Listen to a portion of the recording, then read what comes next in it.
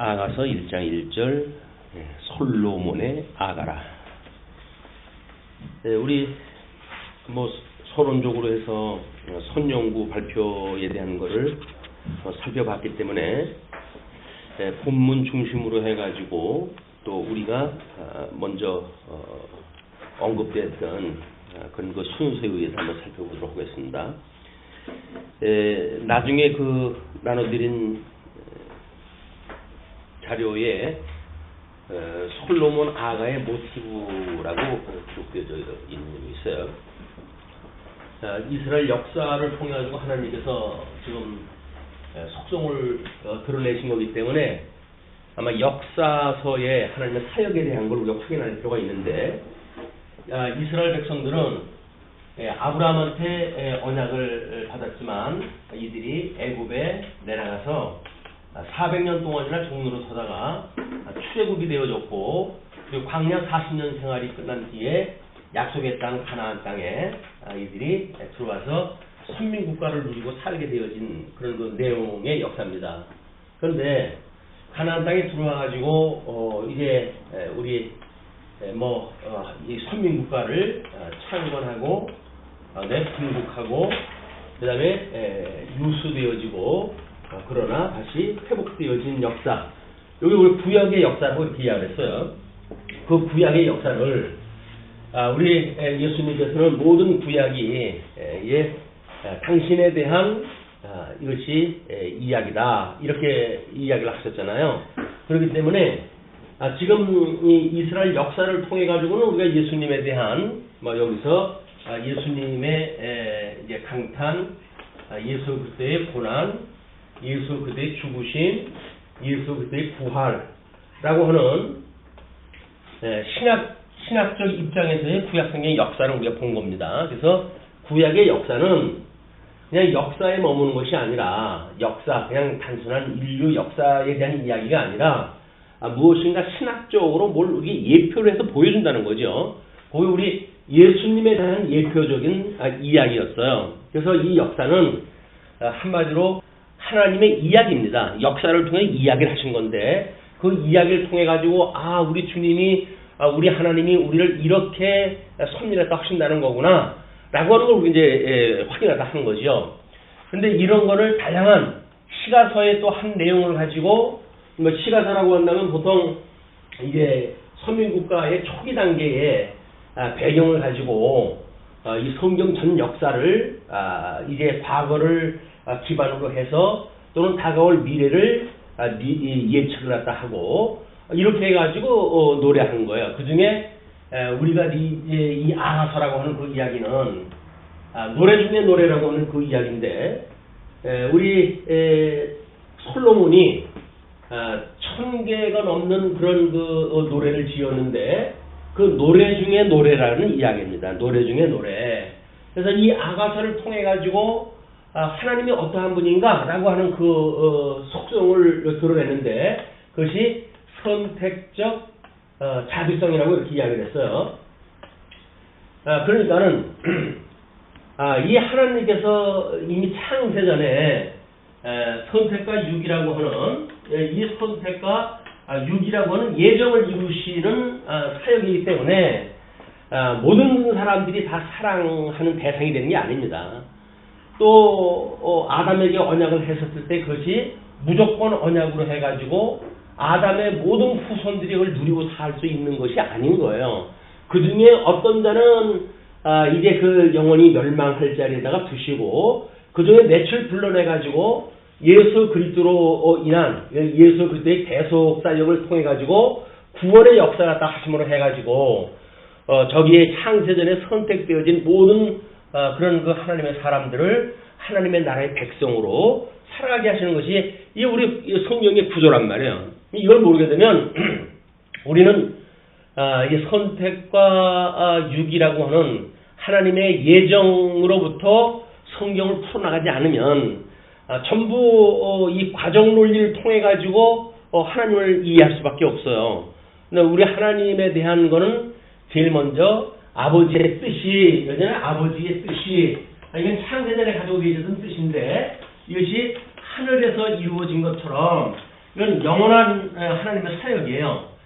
이제 우리 천상계의 역사라고 이야기를 하는데, 천상계의 모든 그런 섭리도 이미 하나님께서 모든 영물이건 이성적 존재건 이제 영원한 하나님 나라 천국과 지옥이 이루어졌다는 겁니다. 요를 하나님 계시하셨던 역사가 이제 이렇게 성경에 기록되어진 거란 말이에요. 그럼 우리는 성경을 통해 가지고 아버지의 뜻이 이렇게 하늘에서 이루어졌군요. 이렇게 이루어진 것처럼 이 땅에서 이루어졌으면 좋겠어요. 라고 기도하는 것이 우리 주님께서 가르쳐 주신 기도예요. 이 기도도 이제 아버지의 뜻이 하늘에서 이루어진 것처럼 이 땅에서 이루어지는 것, 계시를 통해 보였던 성경 역사를 통해 가지고 언약대로 만사가 이루어지는 이런 섭리를 우리는 늘 소망 중에 바라보고 살아가는 것이 우리들의 이제 신앙생활 아닙니까? 그러니까 그 중에 하나님께서 우리를 창세전에 그리스도 안에서 선택을 하시고, 그리고 우리를 불러내 가지고 하나님의 이 자비성을 우리들로 하여금 깨닫게 해서 그런 사랑을 깨달은 성도들이 어떻게 살아가도록 하나님께서 하시는가에 대한 문제를 이걸 섭리하시는 것이 성경의 계시 역사란 말이에요. 그러니까 이 선택적 자비성이라고 하는 이 자비성은 특별히 지금 이제 우리 아가서를 풀어나갈 때 그 아비삭이라고 하는 여자를 통해 가지고 이제 풀어나가지 않았습니까?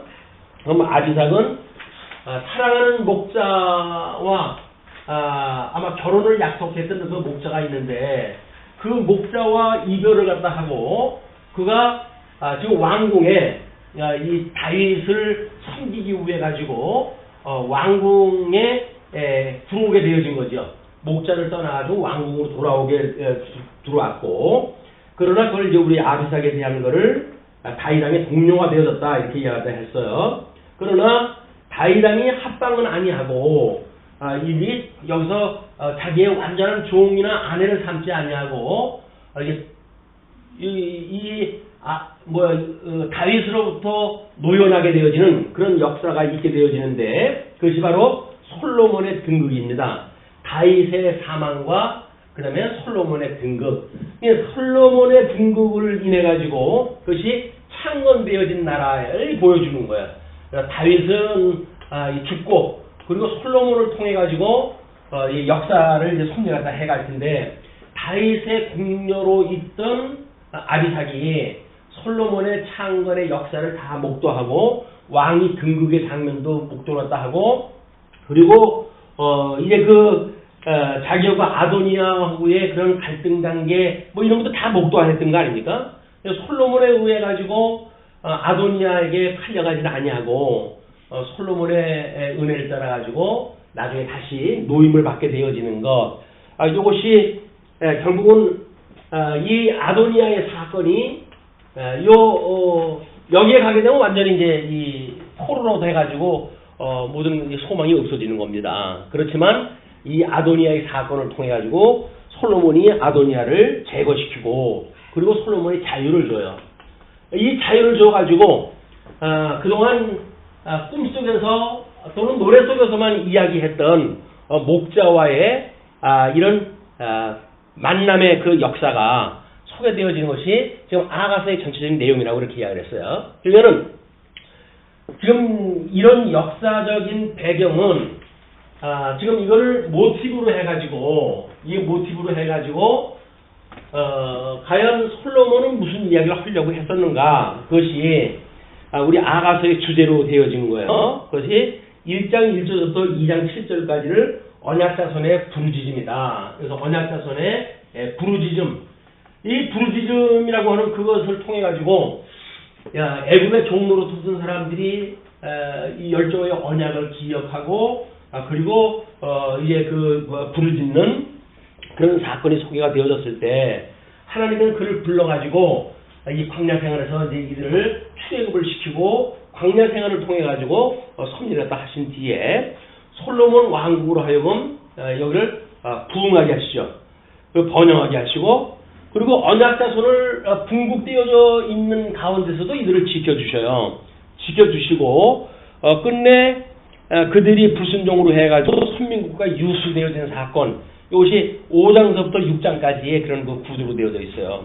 그리고 회복되어진 제사장 나라를 보여주는 것이 선민국가의 회복으로 소개가 되어져 있는데 7장, 8장이 이 내용이다. 그러니까는 지금 아비삭을 통해 가지고는 지금 이 솔로몬이 자기가 말하고자 했던 어떤 모티브를 가지고 이거를 시문학적으로 표현이 되어진 거야. 시문학적으로 표현이 되어졌는데 그 시문학적인 표현은 그것을 말하려고 하는 것이 아니라 그 말하는 지금 아하스에 기록되어져 있는 내용을 가지고 이스라엘 역사를 하는 이렇게 섭리하신다고 하는 그거를 이미 찬양을 갖다 하는 내용입니다.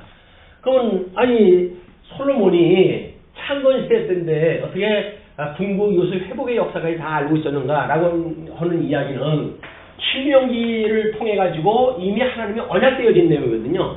모든 선지자들이 신명기에 그 나와져 있는 언약을 가지고 너희들이 망한 것은 불순종했기 때문에 너희들이 망한 것이야. 그렇기 때문에 너희들이 이제 나라를 잃고 사방에 뿔뿔이 흩어질 것이다. 그러나 하나님께 또 하나의 약속이 남아져 있는데 너희들이 마음을 다하고 뜻을 다하여 돌아온다고 한다면 너희는 하나님의 자녀가 되어지고 하나님은 너희의 아버지가 되어진다고 약속했어. 그러니 너희들 아버지께로 돌아가자. 라고 하는 것이 선지자들의 이야기란 말이야. 그러니까 우리 선지서가 됐든 시가서가 됐든 이 역사서를 기반으로 해가지고 모티브를 가지고 시가서가 기록이 되어졌기 때문에 여기서 다른 소리로 하면 안 돼요. 이 하나님의 이 성경 계시는 하나님이 어떠하신 분에 대한 것을 기록한 내용이기 때문에 여기서 뭐 인간이 살아가는 방법이라든가 또는 뭐 아가서를 또 뭐 인간의 사랑이라고 하는 측면에서 이걸 조명한다든가 하는 그 이야기는 한마디로 성경관에 대한 오해입니다. 성경이라고 하는 것은 하나님의 영광을 계시하다 하는 거예요. 이 하나님의 영광을 계시하시는 일이기 때문에 영광의 본체가 되시는 하나님께서 광채가 되시는 예수 그리스도를 보내주신 거 아닙니까?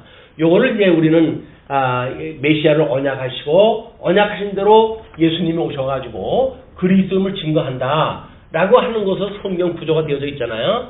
근데 그 성경은 여전히 영광의 광채가 되시는 예수 그리스도에 대한 이야기였다.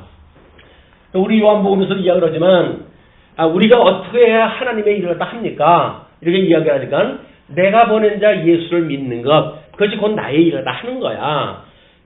예수님만 믿으면 되는 거예요. 우리가 예수님만 믿으면 되는데 오직 예수님만 믿으면 되는데 그 여기서 우리가 예수님을 믿기 때문에 이래야 된다 저래야 된다라고 하는 어떤 당위를 주장하게 되어지거나 또는 이걸 견지한다거나 라고 하는 그런 그 일들은 우리 사람들을 율법주의화 교조화 이런 걸 시켜가지고 이 교조라고 하는 거는 어떤 조항으로 만들어진 것들 아닙니까? 이거는 딱딱하게 굳어가지고 사람들의 어떤 우리 황석영 씨가 이북 가지고 김일성이한테 그런 이야기를 했었는데 김일성이가 당신은 우리 사회를 어떻게 보는가 그랬더니 마치 관절이 없는 것 같습니다 이렇게 이야기를 했다고 그래요. 그 이야기는 어떤 자율성이 없고 모든 것들이 조직에 의해 가지고 움직이게 되어지는 이런 것이 아주 석화되어져 있는 사람들의 모습입니다. 우리는 성령의 감동을 받으면 자발적으로 하나님의 은혜를 깨달아서 이 구원의 은혜를 깨달아 가지고 우리 하나님을 찬양하도록 되어져 있는 거거든요. 근데 우리가 이런 하나님의 언약대로 이루신다고 하는 이런 우리가 정말 이분이 우리가 섬겨야 될 신지식의 본령이야 라고 하는 것을 지시하는 보여주는 이것이 성경의 이런 그 내용이란 말이에요. 그런데 그 성경의 내용이 하나님은 그런 분이로구나 라고 하는 걸로 해서는 소용이 없어요. 그거를 우리 하나님께서 예수 그리스도를 통한 선택적으로 자비하심을 입은 성도들의 은혜성, 이 은혜성이 우리가 어떻게 신앙생활을 해야 되는가에 대한 이것이 근본이 되어지는 거예요. 이 은혜성을 배제해 놓고는 신앙생활을 할 수가 없는 겁니다. 우리가 예수님을 믿고 신앙생활한다는 이야기는 은혜의 감동으로 되어지는 거예요. 이게 은혜의 감동을 깨닫고 신앙생활이 되어지는 거다. 이런 은혜를 깨닫기 위해서는 성경이 지금 무엇을 말하고 있는가를 액면과 그대로 우리가 읽어내야지 인간의 개인적인 어떤 사조가들하고 철학적인 이야기가 들어가고 이렇게 이야기를 하게 되면 거기는 이런 하나님이 우리에게 주시고자 했던 것을 얻을 수가 없어요. 이것이 성경이 오직 우리들에게 운동력이 있어가지고 책망과 바르게 함과 의로 교육함과 온전하게 하여서 하나님의 사람으로 온전케 하시기 위한 이 말씀의 계시의 목적이 이제 성취가 되어지는 거예요. 그러니까 우리가 온전하게 되어진다는 이야기는 뭡니까? 예수 그리스도와 한 몸이 되어져서 주님의 몸된 교회로서 우리 온전케 하신 예수 그들을 바라보고 소망 중에 기도하고 그러면서 우리가 예수 그리스도의 형상에 이르도록 닮아져가는 일이란 말이에요. 이것이 우리가 소위 말하는 사랑이거든요. 그런데 여기서 뭐 사랑이라는 걸 또 자기네들 말로 해가지고 뭐 성경에 사랑 그러면 고린도전서 13장 사랑장 이렇게 해가지고 사랑은 오래 참고 저쩌고 해가지고 그 성경 구절을 외운다고 해서 사랑이 되어지는 게 아니거든요. 사랑이라고 하는 거는 예수 그리스도의 형상을 닮아가는 거예요. 그러면 우리가 형상의 본질이 되어지는 예수 그리스도가 뭡니까? 이분이 사랑이에요. 우리 하나님은 사랑이라고 그러지 않습니까? 그 하나님이 사랑의 원형으로 예수 그리스도를 보내주신 거예요. 우리가 사랑한다라고 한다면 예수 그리스도를 나는 믿어라고 하는 것이 사랑이지. 아유 나는 성도를 내가 이렇게 했기 때문에 나는 사랑해요라고 하는 그 이야기는 나중에 심판날 다 부정당할 일들이에요. 그런데 우리는 말씀을 아는데 왜 사랑이 없냐 이렇게 쉬운 소리 하는 사람들은 한마디로 성경관이 제대로 모르기 때문에 그러는 겁니다. 성경은 우리 예수님이 만사를 언약대로 이루시는 분이지 우리들 주님의 몸된 교회는 그리스도 안에 있는 내용물들이에요. 내용물들. 이 내용물이 뭐가 변화가 되어져가지고 그리스도가 바뀌어지는 게 아니에요. 그리스도가 천상에서 당신의 몸된 교회를 온전케 해가고 계시다. 당신을 닮아가게 하고 계시단 말이에요. 그걸 따라가지고 우리는 당위와 전제로 되어지는 것이 아니라 이것이 은혜의 결과로 나오기 때문에 우리가 이걸 성경에서는 열매라고 이야기하는 겁니다. 열매다. 이거는 이 성경 통해 가지고 우리가 깨달아지는 인격적 변화를 통해 가지고 열매로 나타나는 겁니다. 예수의 형상을 닮은 성도들의 삶의 형식이 만들어진다는 거지요. 그렇기 때문에 이거는 누구한테고 자랑할 것도 없고 누구한테고 잘못한다고 지적을 할 수도 없는 거예요. 왜? 주님께 주신 열매인데 자기가 그냥 아는 것만큼 믿어지는 만큼 이걸 그냥 누리고 사는 거예요. 그렇기 때문에 이 사람은 사실은 사랑했다고 하는 걸 다 몰라요. 자기가 사랑했다고 하는 걸 기억을 못하고 있다고요. 그래서 마지막 심판날 너는 이제 뭘 갖다 했느냐라고 했을 때 난 할 것이 없어요 라고 하는 사람들은 사랑하고 사는 사람들이에요. 근데 내가 너를 위해가지고 먹을 것도 주고 입을 것도 줬는데 내가 너를 그렇게 사랑했는데 날 모른단 말이야? 라고 말하는 사람들은 예수님께서 넌 모른다 이렇게 이야기를 합니다.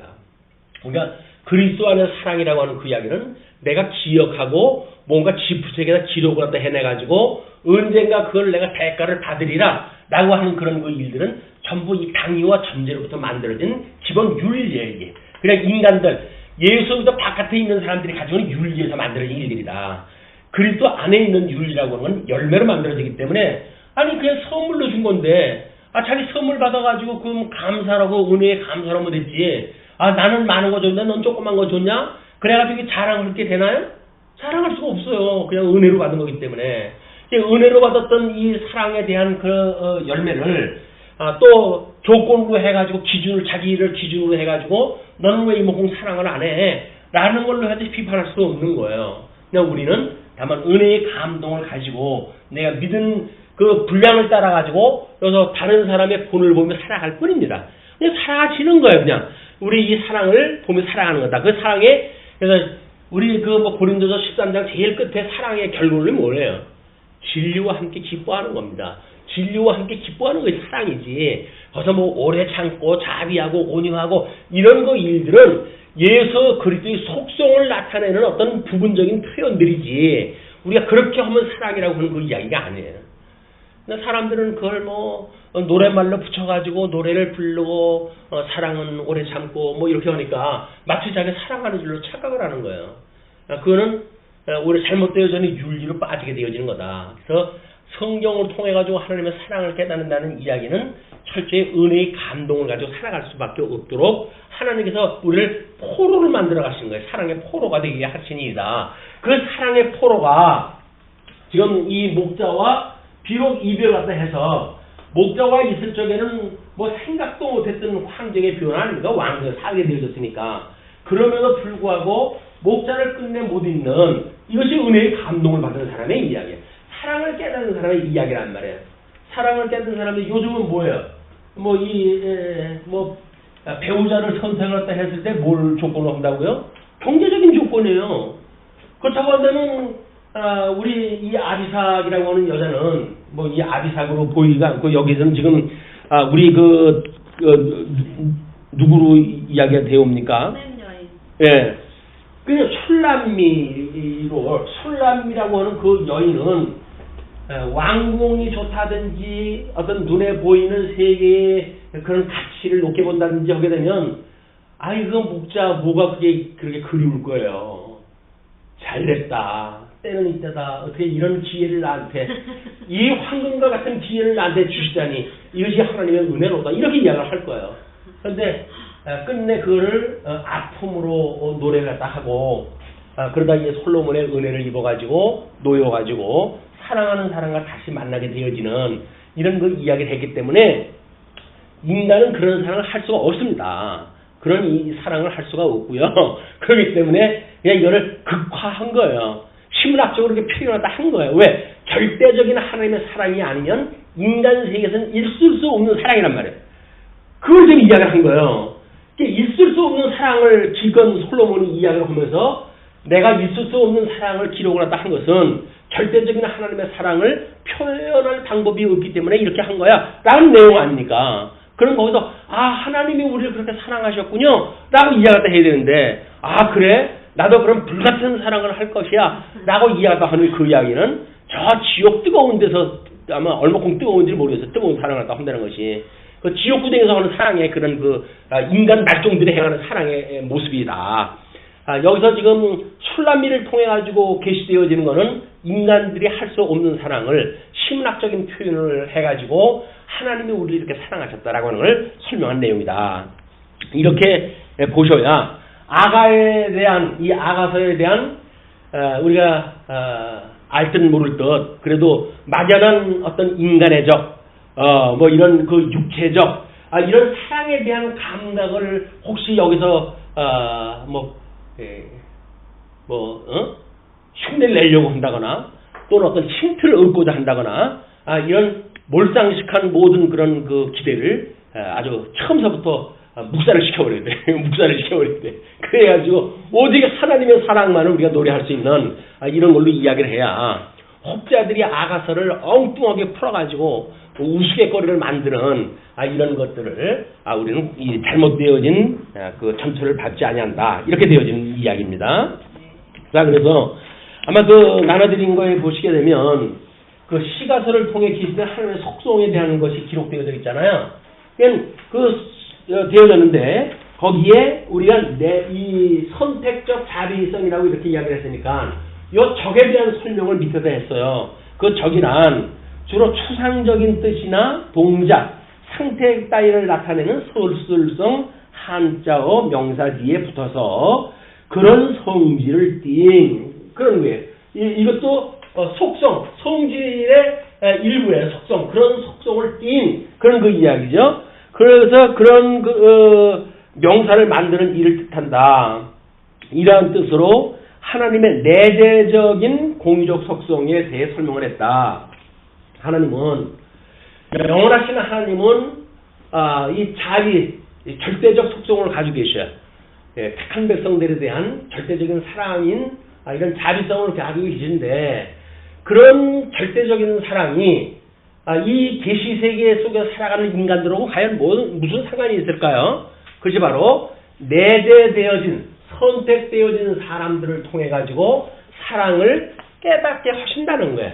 우리 공감을 갖다 하게 하신다는 거예요. 그걸 내재성이라고 이렇게 하면 내재. 하나님의 속성은 내재적인 속성이 있고 초월적인 속성이 있는데 이 내재적인 속성은 인간의 모습을 입고 오셨던 예수님이 우리를 위하여 십자가에 못 박아 죽으리만큼 우리를 사랑했다고 하는 그 사랑의 성질을 보여준 내재성이 있고 그리고 하나님은 이제 택한 백성들에게만 그 사랑을 보이시고 불택한 백성들은 지옥불에 집어넣으시는 치열한 하나님의 사랑, 절대적인 사랑을 보여주는 그런 초월성을 가지고 계신 우리 하나님이다 라고 하는 것을 지금 소개하는 내용이 내재적 초월성이라고 이렇게 이야기를 했어요. 그래서 우리 내재적인 속성을 우리가 공유적 속성이다. 하나님이나 인간이 필히 가지고 있는 속성이다 라고 했을 때 공유적 속성이라고 이야기를 했고, 이 초월적인 속성은 비공유적 속성이라고 이렇게 이야기했어요. 왜냐면 하나님만 가지고 계신 거기 때문에 그렇습니다.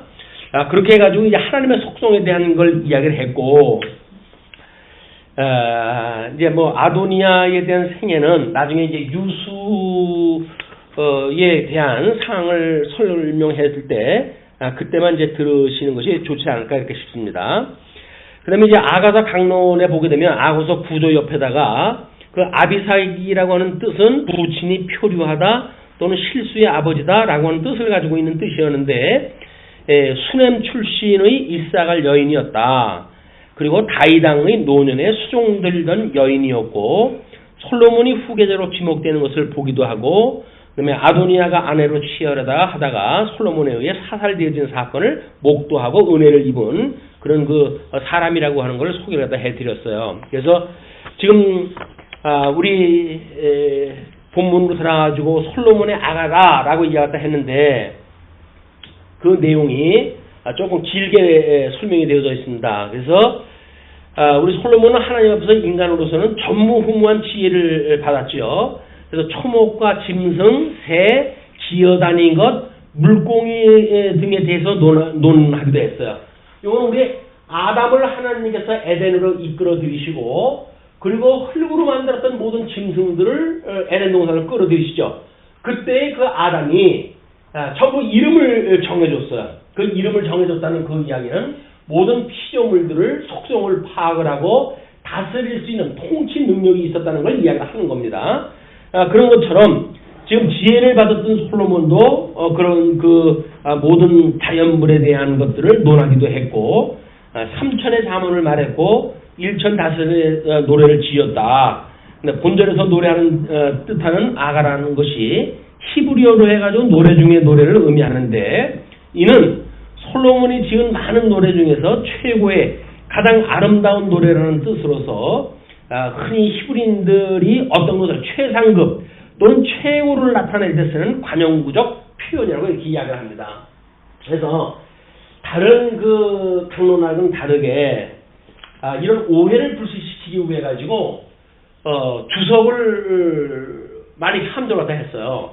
그래서 주석에 대한 이야기를 지금 이 모티브를 보고 어떻게 솔로몬이 아가서를 기록했는가라고는 우리들의 관점에 맞춰가지고 그 주석의 일부 내용들을 이제 좀 뭐 조정을 갖다 했습니다만은, 왜 일부 객관적인 그런 주석을 기초로 설명을 시도하는가, 그 이야기는 이것의 객관성을 유지하기 위한 거예요. 아가서라고 하는 게 주관적으로 설명을 갖다 해서 성경을 뭐 아가서 그렇게 기록되어졌다고 네가 어떻게 아느냐, 뭐 이런 걸 가지고 반론을 제시할 수가 있잖아요. 그렇기 때문에 이 성경 신학적 어떤 성경관에다가 아가서를 우리가 설명을 갖다 하는 이 설명을 붙이되, 지금 일반 주석자들이 뭐라고 그 내용을 설명하는가라고 하는 그거를 나름대로 객관적 설명을 여기다 부연을 갖다 허물어 해가지고 이 어떤 쓸데없는 오해를 불식시키겠다라고는 의도를 가지고 그렇게 한 겁니다. 자, 그렇기 때문에 이런 간영구적 표현은 지성소 또는 헛되고 헛되니, 이런 전도서에서 나오는 표현이라든가 만왕의 왕이라든가 뭐 계시록에 나오는 또는 만주의 주라든가 이런 그 이야기가 있다. 이것이 관용구적인 표현으로 해가지고 이스라엘 백성들이 가장 최상급이라고 하는 표현을 딱 쓸 때 쓰는 표현이다, 그런 그 이야기입니다. 그리고 히브리인들의 그 노래는 하나님의 능력, 사랑, 은혜 등을 주제로 한 찬양이 주종을 이루나, 이런 그 이야기는 우리 5대 속성, 여기서 지금 우리 시편에 전부 보여지는 그런 그 5대 속성 가운데 그런 속성들이 있으나 그런 그 이야기죠. 네, 본절의 노래는 그 하나님의 은혜 아래서 솔로몬 자신이 목격한 남녀간의 사랑을 노래하는 것이다. 이렇게 이야기를 한 거예요. 그러니까 내재적으로 모티브의 그런 극적 어떤 사랑에 대한 표현을 하나님의 이 선택적 자비성을 드러내기 위한 설명이었다. 그런 그 이야기죠. 자, 그러면서 이제 본격적으로 우리 극내용으로 들어가게 되어집니다. 근데 우리가 이걸 희곡 같은 그런 성격을 띄었다 그러잖아요. 근데 사실은 솔로몬이 이 어떤 시가서를 쓸 때에는 희곡이라고 하는 것이 존재하지 않는 거야.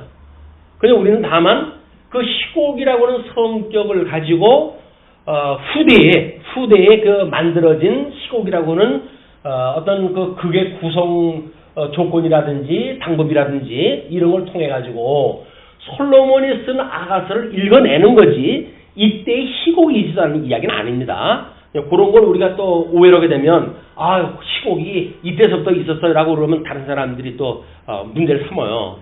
아닌 건 아닌 거예요. 역사적으로 아닌 건 아닌 거예요.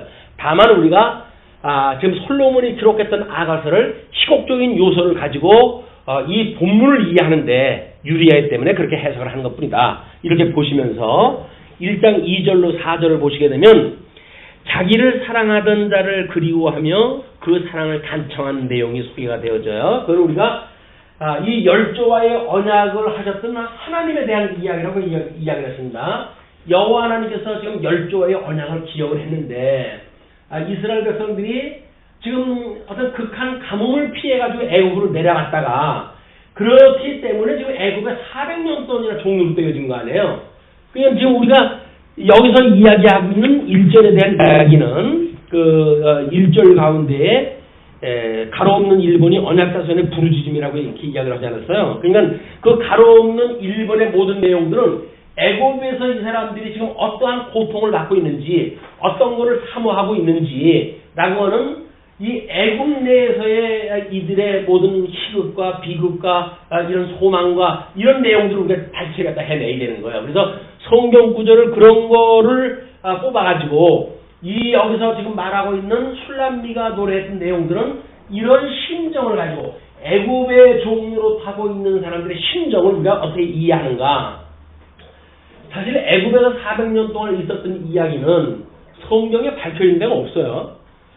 특별히 출애굽 때 이들이 여기 와가지고 이제 아기 남자아이들이 나면 다 죽이는 그런 그 해를 입었고 그리고 말할 수 없는 노역을 당했다든지 이런 역사적인 사실들이 있었지만 그런 그 내용들에 대해서 극적인 표현적인 것 이런 거 우리가 모른단 말이야. 그냥 우리가 이 내재성을 가지고 선택되어진 사람들이 가지고 있는 아픔이 무엇인가를 아가서를 통해 가지고 애굽 사람들이 죄 아래 있을 때 이런 고통을 가지고 있었어 라고 하는 감정을 가져야 이 구속이라고 하는 것이 은혜라는 이야기는 뭐예요?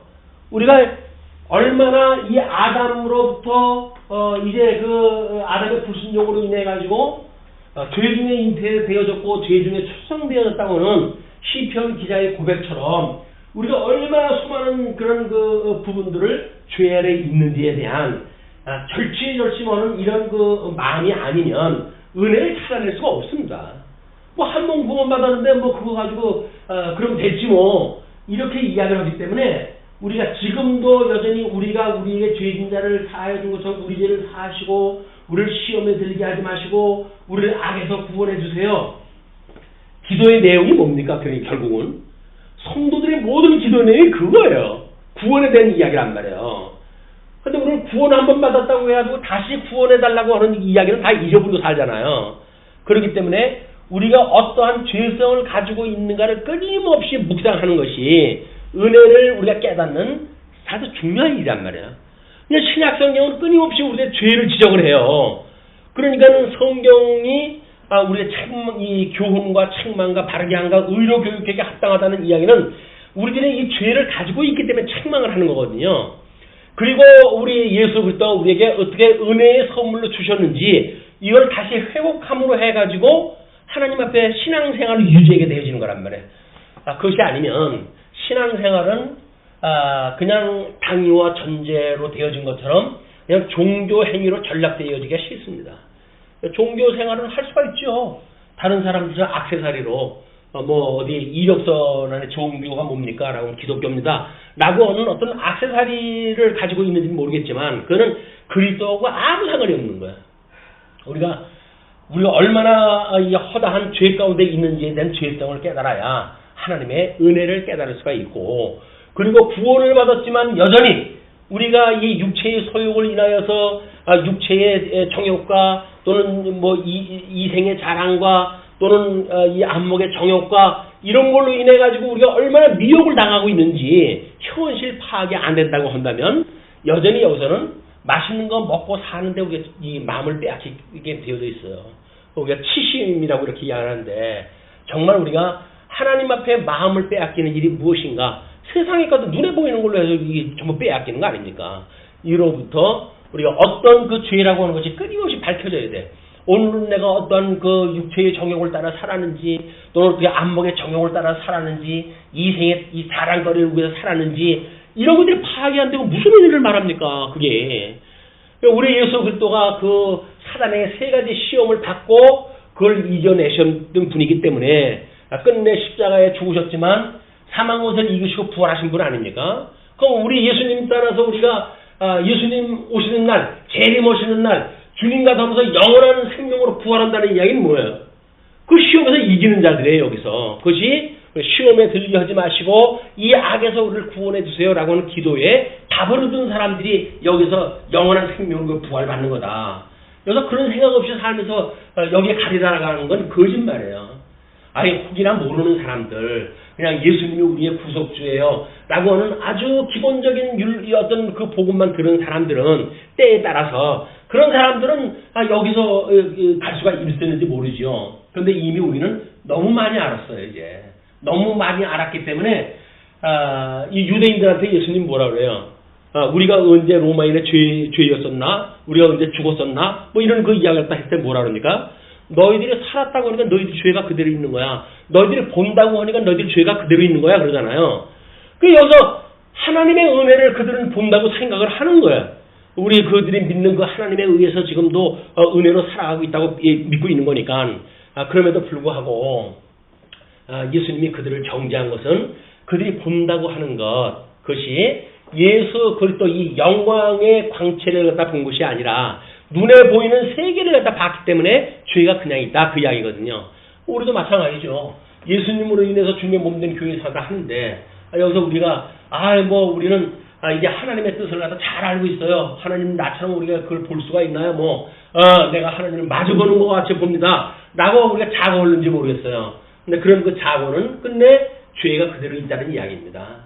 우리가 하나님 앞에 서 있고 산산수훈에서 이야기하는 것처럼 구제든지 기도든지 금식이든지 이것이 하나님 앞에서 행하는 것과 같이 하지 아니하고 딴청을 부린다고 한다면 유대인들과 다를 것이 아무것도 없어요. 그러니까 예수님 다시 오는 날 우리는 당당하게 재림에 예수 영원한 우리 이 영생에 이르게 되어지는 영생으로의 부활에 참여한다고 하는 그 이야기는 사실은 우리들의 그냥 착각이에요. 우리가 그렇다고 그냥 우리가 치고 하는 거예요. 근데 정말 그게 믿어진다고 한다면 이 결과가 나올 때까지 이 과정은 어떻게 되어지는 거라고요? 이것이 예수의 형상을 닮아가도록 되어져 있는 거라니까요. 끊임없이 우리의 죄성을 여기서 자각을 하고 그에 대한 회개의 어떤 그런 기도를 갖다 드리고 온전케 하신 예수 그들을 바라보고 그리고 살아가는 믿음으로 살아갔을 때 가능한 거지, 믿음도 없이 그냥 자기 신념을 가지고 나는 예수님 때 구원받았어라고 하는 신념이 이 구원은 상관이 없다. 우리의 믿음이라고 하는 그 이야기는 우리 주님께서 우리를 온전케 해 가신다는 거예요. 온전케 해 가신다는 이야기는 육신의 소욕을 가지고 있는 우리들이기 때문에 어쩔 수 없는 우리들의 이 한계를 주님께서 다 파하시고 그리고 우리를 이제 이 하나님의 부활에 우리 동참케 해주신다는 거 아닙니까? 이것이 지금 구원의 전 역사이기 때문에 그렇게 이해하는 것이 매우 필요하다. 일단 이제 그 여호와 하나님의 가로를 치고 이렇게 설명을 했던 거는 지금 그 1장 2절과 4절 전체를 전지한 이야기를 설명하기 위해서 그걸 이제 기록을 해드린 거예요. 자, 본문 봅니다. 내게 입맞추기를 원하니 내 사랑이 포도주보다 나음이로구나. 내 기름이 향기로워 아름답고 내 이름이 쏟은 향기름 같으므로 처녀들이 너를 사랑하는구나. 왕이 나를 그의 방으로 이끌어 들이시니 너는 나를 인도하라. 우리가 너를 따라 달려가리라. 우리가 너로 말미암아 기뻐하며 즐거워하니 내 사랑이 포도주보다 더 진함이라. 처녀들이 너를 사랑하니 마땅하니라. 자, 그 2절과 4절에 대한 이야기가 이제 단어를 중심으로 해가지고 쭉 밑에 빨간 글씨로 해가지고 설명을 시도를 했어요.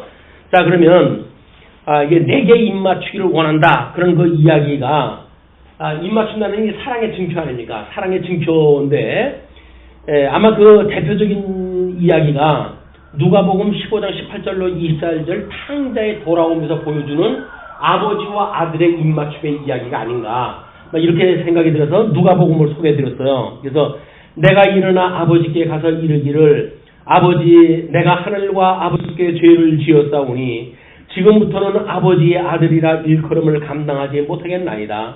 나를 통꾼의 하나로 보소서 하리라 하고 이에 일어나서 아버지께로 돌아가니라. 아직도 거리가 먼데 아버지가 그를 보고 측은히 여겨 달려가 목을 안고 입을 맞추니 이게 탕자, 돌아온 탕자에 대한 아버지의 이런 사랑의 표징의 증표. 그렇기 때문에 우리는 여기서 뭐 인간이 어떤 그런 입맞춤을 연상할 때 해가지고 뭐 에로틱한 어떤 이런 분위기 연출한다는 이야기는 솔로몬이 보게 되면 기분 나쁜 일이에요. 지금 나는 하나님이 너희를 어떻게 사랑하는지를 설명하는 거야 라고 하는데 우리 관점을 가지고 볼 이유가 있다. 그리고 아들이 이르되 아버지 내가 하늘과 아버지께 죄를 지었사오니 지금부터는 아버지의 아들이라 일컬음을 감당하지 못하겠나이다. 이게 구원받은 사람의 심정이에요. 근데 우리는 예수님으로 인해 구원받았는데 내가 좀 죄로 지끌어서니 그게 뭐가 문제가 있습니까? 우리 예수님이 다 죄를 용서해 주는데 이렇게 당당한 것이 이 탕자의 모습이 아니에요. 탕자는 내가 이제 아버지를 아버지라고 차마 부를 수가 없습니다. 이렇게 자기 신앙 고백을 해야 된다니까요. 나는 말할 수 없는 죄인으로서이다 라고 이야기를 해야 되는 거예요. 사도 바울이 나는 죄인 중에 죄인이라고 이야기를 하잖아요. 죄인 중에 괴수라고 이야기를 하잖아요. 자기의 그런 정체성이 죄인이라고 하는 정체성을 우리가 파악하다 했을 때 그럼에도 불구하고 사랑하시는 주님의 사랑을 깨닫는 이런 사랑이 되어지는 것이다. 그 이야기입니다. 그런데 아버지는 종들에게 이르되 제일 좋은 옷을 내어다가 입히고 손에 가락지를 끼우고 발에 신을 신기라. 그리고 살진 송아지를 끌어다가 잡으라. 우리가 먹고 즐기자. 이 내 아들은 죽었다가 다시 살아났으며 내가 잃었다가 다시 얻었노라 하니 그들이 즐거워하더라. 이 예수님 이야기 아닙니까? 예수님이 저 하나님께서 보냈던 예수님이 결국은 우리들의 죄 때문에 이 탕자와 같은 삶을 사시다가 이제 끝내 돌아오신 분이란 말이에요. 그런 그 분을 노래했던 그런 일이기 때문에 그 입맞춤이라고 하는 그 이야기는 하나님의 절대적인 사랑을 지금 증표로 보여주는 내용이었다. 그 이야기죠. 그리고서 내 사랑이 포도주보다 나은다 이렇게 이야기를 했잖아요. 그런데 이거를 모든 것부터 우월한 사랑이라고 이렇게 이야기를 했어요. 모든 것부터 우월한 사랑이라고 한 그 이야기는 선택적 사랑이다. 이런 목자의 자기를 사랑했던 과거의 사랑을 기억을 하고 그 사랑을 이야기한 거지만 그 사랑의 이야기는 하나님의 선택적인 사랑, 이거를 지금 이야기를 하는 것이다. 그래서 말라기 1장 2절의 내용을 소개하겠다 해드렸어요. 여호와께서 이르시되 내가 너희를 사랑하였노라 하나 너희는 이르기를 주께서 어떻게 우리를 사랑하셨나이까 한도다. 나 여호와가 말하노라 에서는 야곱의 형이 아니냐. 그러나 내가 야곱을 사랑하고 에서는 미워하였으며 그의 산들을 황폐하게 하였고 그의 산업을 광야에 이르들에게 넘겼느니라. 하나님의 사랑이라고는 선택적인 사랑이에요. 그래가지고 그 야곱과 에서의 사랑을 이야기했던 것처럼 이제 그 술람미가 목자를 향해가지고 내 사랑은 이렇게 이야기한 거란 말이에요. 그리고 1장 3절에 내 기름이 향기로워 아름답고 라고 이야기를 했잖아요. 그거를 절대적 영광이라고 이렇게 이야기를 했어요.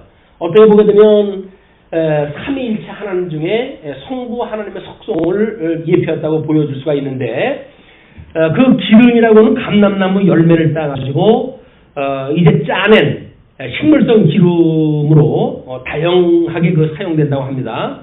또 이제 주로 식용 또는 등잔불용 또는 관유 제조용 또는 의료용 성용 등으로 사용이 되어지는데 이 중에서 본 구절은 향유로 사용된 용례로 이제 이해가 하는 거예요. 그래서 귀한 자에게 뿌려진 향유 기름이 향기로운 냄새를 풍기는 것을 가리킨다. 그리고 이는 예표론적인 의미에서 볼 때 솔로몬으로 예표된 그리스도께서 나타나는 성령의 역사, 능력 등이 아름다우심을 예시한다고 할 수가 있다. 왜냐면 솔로몬이 지금 이 기록 갖다 했으니까 뭐 어차피 모티브를 통해 가지고의 그 이야기 중심은 목자와 그다음에 술람미를 이야기를 하지만 여전히 기록자는 지금 솔로몬이에요.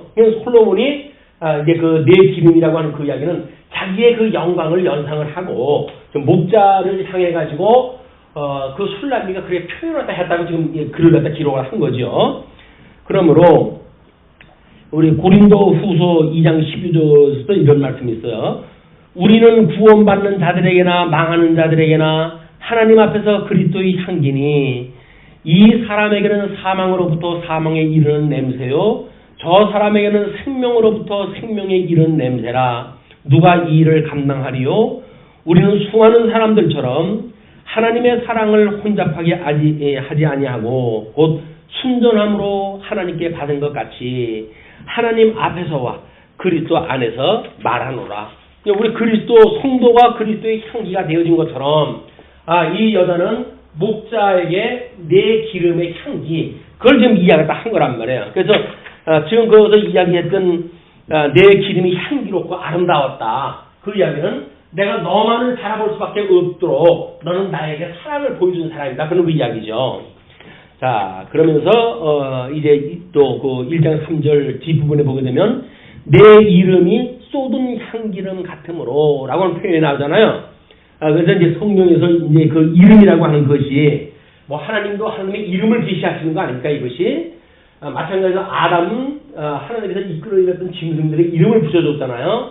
그 이름이라고 하는 것은 모든 걸 이야기하는 겁니다. 그걸 계시하시는 하나님은 하나님에 대한 모든 것, 하나님의 이름을 우리가 아는 방법이고 또 이제 아담이 통치를 갖다 할 수 있도록 짐승들의 이름을 지어서 주어졌다는 이야기도 통치력을 가지고 있을 만큼의 힘을 가지고 있다고 하는 걸 보면 통치력을 가지고 있다고 하는 거를 그만큼 그냥 단순한 호칭의 의미를 넘어가지고 그 사람의 전 인격을 대변하는 것으로 종종 사용됐다. 이제 이렇게 이야기하는 거예요. 그러면서 본 구절은 솔로몬 자신이 쏟은 향기처럼 아름답고 사랑스럽다는 뜻이다. 한편 여기서 솔로몬은 곧 예표론적인 의미에서 볼 때 성령으로 인해 하늘의 아름다운 향기를 발하시는 그리스도를 암시한다. 그러니까 지금 술람미가 목자한테 이야기했던 내 이름이 쏟은 향기름 그 이야기는 성령 하나님의 사랑만큼 또는 이 솔로몬의 그 하나님의 지혜를 받아가지고 하나님의 사역을 감당했던 그것만큼 이런 것들 지금 암시하고 있는 내용들로 구성되어 있다는 거예요. 그러니까 전통적으로 아가서를 보통 주석한 사람들은 이런 방식으로 주석을 했어요. 거기서 성경도 모르는 어종이 떠중이들이 해가지고 이걸 이상한 걸로 번역을 하는데 그렇지는 않습니다.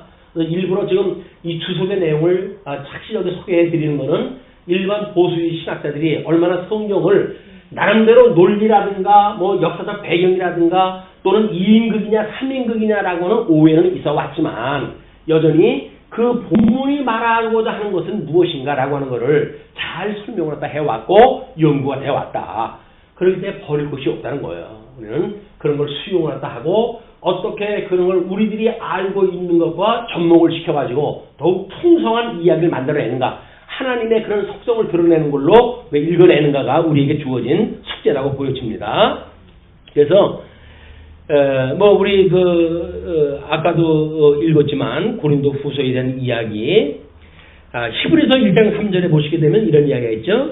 이는 하나님의 영광의 광채시요 그 본체의 형상이라 그의 능력의 말씀으로 만물을 붙드시며 죄를 정결하게 하는 일을 하시고 높은 곳에 계신 지극히 크신 이의 우편에 앉아 계시니라. 예수님께서 지금 이렇게 내 이름이 쏟은 향기름 예수님이 이 땅에 오셔가지고 향기름의 향기를 갖다가 이제 우리들에게 이렇게 뭐 냄새를 맡을 수 있도록 복음을 증거했다는 이야기는 뭐예요?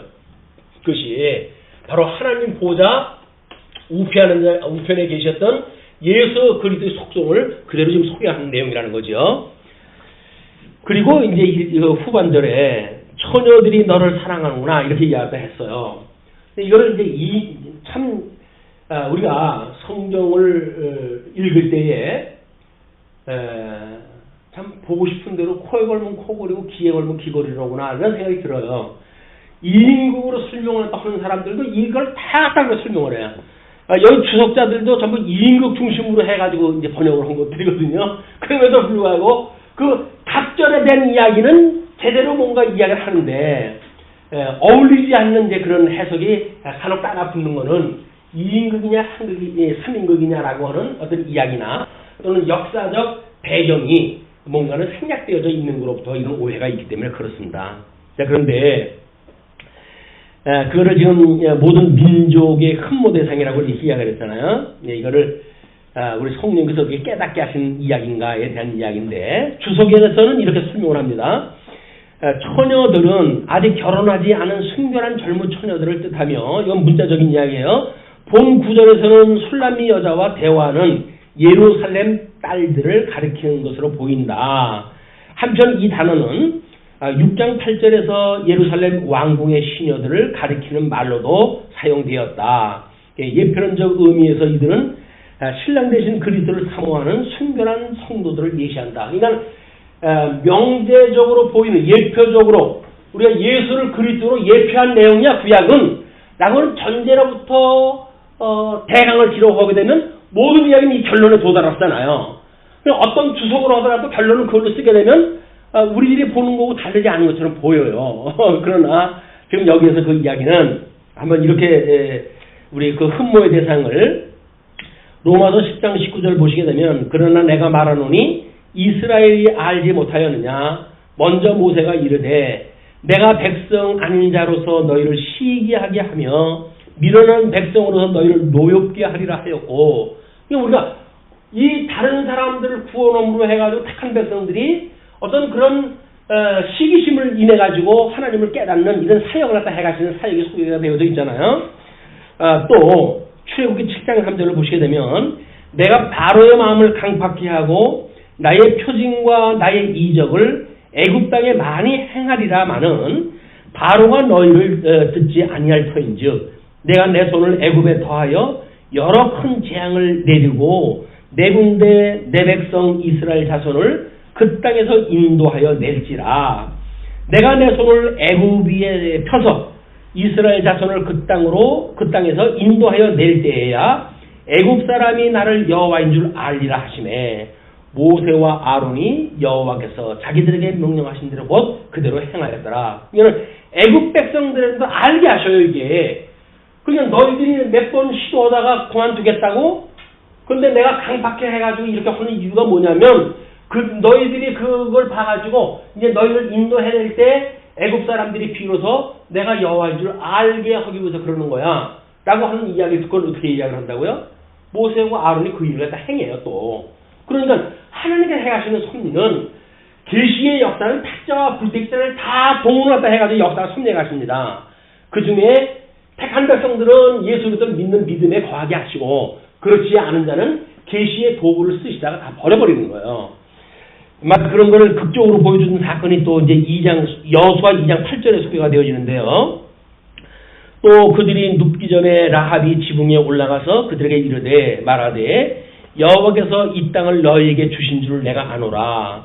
우리가 너희를 심히 두려워하고 이 땅 주민들이 다 너희 앞에서 간담이 녹나니. 소문을 듣고 다 알아요. 이 외국 사람들도. 그러니까 이는 너희가 애굽에서 나올 때에 여호와께서 너희 앞에서 홍해물을 마르게 하신 일과 너희가 요단 저편에 있는 아모리 사람의 두 왕 시온과 옥에게 행한 일 곧 그들을 전멸시킨 일을 우리가 들었음이니라. 우리가 듣자 곧 마음이 녹았고 너희로 말미암아 사람이 정신을 잃었나니 너희의 하나님 여호와는 위로는 하늘에서도 아래로는 땅에서도 하나님이시니라. 그러므로 이제 청하노니 내가 너희를 선대하였은즉 너희도 내 아버지의 집을 선대하도록 여호와로 내게 맹세하고 내게 증표를 내라. 그리고 나의 부모와 나의 남녀 형제와 그들에게 속한 모든 사람을 살려주어 우리 목숨을 죽음에서 건져내라 라고 이야기했어요. 그러니까 모든 백성들이 이스라엘의 이 출애굽의 역사를 보고 다 알 수 있을 만큼 모든 민족이 우리의 그 하나님의 섭리를 갖다 흠모하다 하고 있어요. 그러니까는 지금 이 목자와 헤어지고 있는 술람미는 술람미가 목자를 봤을 때 네가 얼마나 나를 사랑하는지에 대한 것을 모든 사람들이 다 알아. 그 이야기죠. 물론 목동하고 함께 있었을 때에 뭐 그런 거 일일 수도 있고 또는 여기 들어와가지고 자기가 얼마나 그 왕궁에서 노심초사하고 솔로몬에게 그런 뭐 애달픔을 갖다 보여줬고 라고 하는 내용을 통해 가지고 그런지도 모르지요. 그렇다면 솔로몬은 아하스를 쓰면서 술람미의 심리학을 그런 심리학을 표현을 한 거예요. 왜? 이스라엘 백성들이 이스라엘 백성들뿐만 아니라 모든 필요되어진 백성들이 하나님의 이름 앞에 무릎을 꿇을 수밖에 없는 역사를 숭배해 가셨으니까 이거를 알고 있는 솔로몬으로서는 당연히 술람미의 심리 상태를 그런 상태로 좀 설명을 한 거죠. 자, 이제 그러면서 다음 이제 1장 4절까지 좀 봐야 되겠는데요. 1장 4절 왕이 나를 그의 방으로 이끌어 들이시니 그러니까 이거는 뭐 2인국으로 하면 마땅히 솔로몬이 그걸 끌어들인다고 볼 수밖에 없잖아요. 이거는 3인국으로 보게 되기 때문에 제3자로 볼 수가 있는 겁니다. 그래서 그 뜻을 애굽의 종이 되어진 걸로 이야기를 하는 거예요. 왜 그러면 그게 그만큼 어떤 설명할 수 있는 조건이 있는가? 침공이란 왕의 방들 중에서 특히 깊은 내실들을 의미한다. 즉 다윗 왕이 술람미를 후궁으로 삼고 안락한 안방으로 인도함을 암시한다. 이거는 이제 역사적 배경을 설명했을 때 그런 그 내용이에요.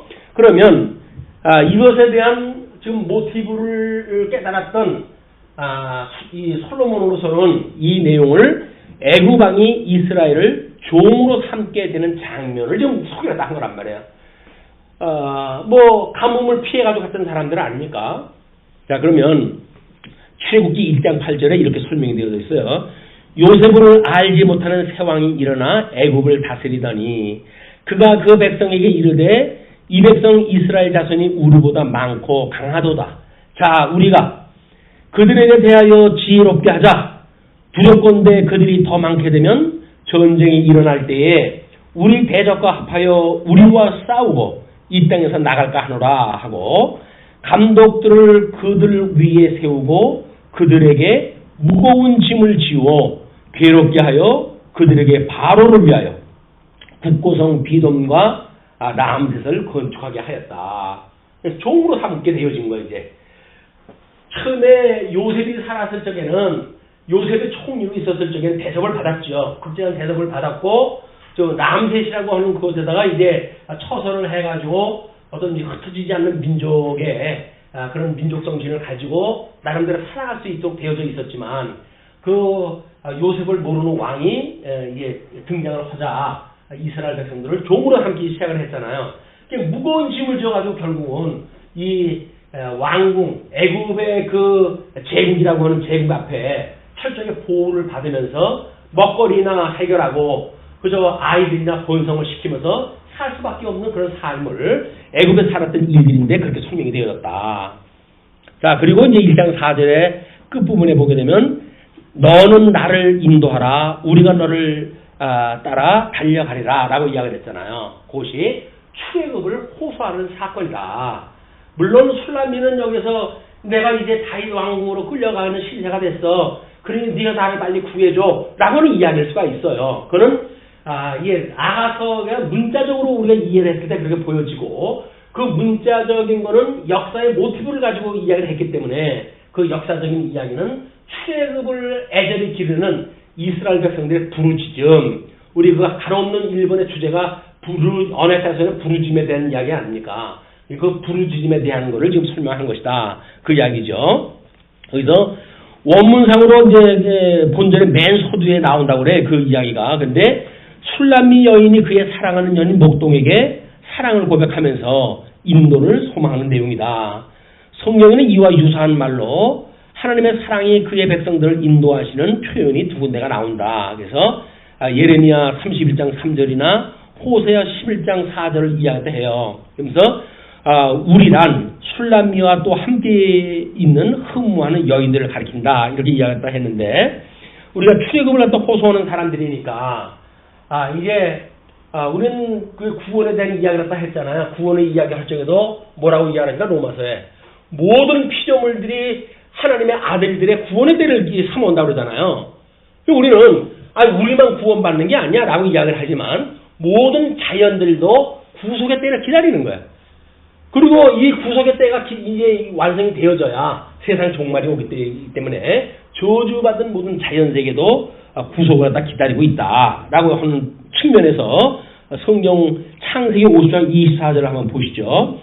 요셉이 그 형제에게 이르되 나는 죽으나 하나님이 너희를 공고하시고 너희를 이 땅에서 인도하여 내사 아브라함과 이삭과 야곱에게 맹세하신 땅에 이르게 하시리라 하고 요셉이 또 이스라엘 자손에게 맹세시켜 이르기를 하나님이 정녕 너희를 공고하시리니 너희는 여기서 내 해골을 메고 올라가겠다 하라 하였더라.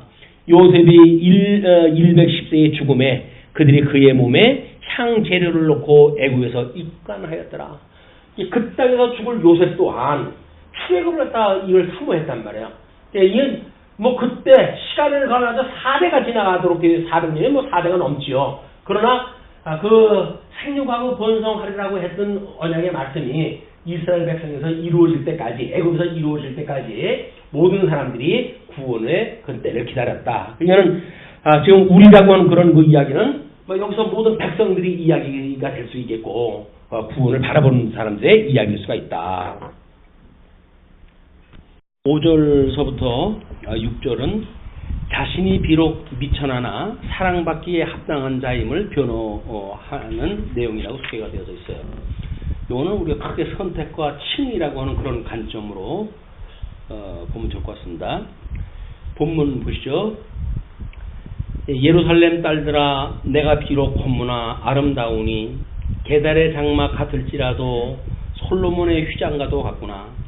내가 햇볕에 쬐어서 거무스름 할지라도 흘려보지 말 것은 내 어머니의 아들들이 나에게 노하여 포도원 지기로 삼았음이라 나의 포도원을 내가 지키지 못하였구나 라고 하는 그 내용인데요. 그 예루살렘 딸들아 이거는 언약자손이라고 봐야 되겠죠. 그러나 우리 열조와의 언약을 기점으로 이제 이것이 기록되어졌기 때문에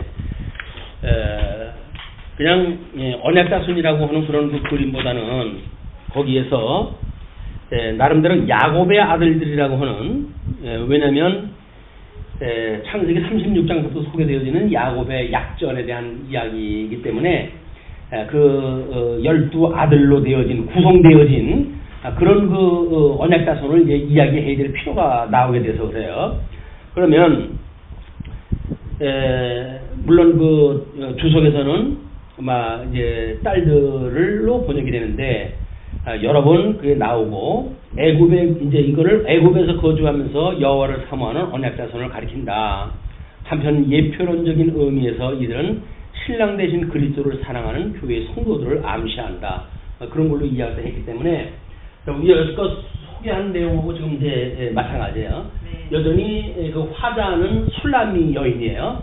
술람미 여인이고 그리고 그 상황은 애굽에 있는 상황이었었다. 근데 신명기 14장 2절을 보시게 되면 너는 내 하나님 여호와의 성민이라 여호와께서 지상 만민 중에서 너를 택하여 자기의 기업에 백성을 삼으셨느니라.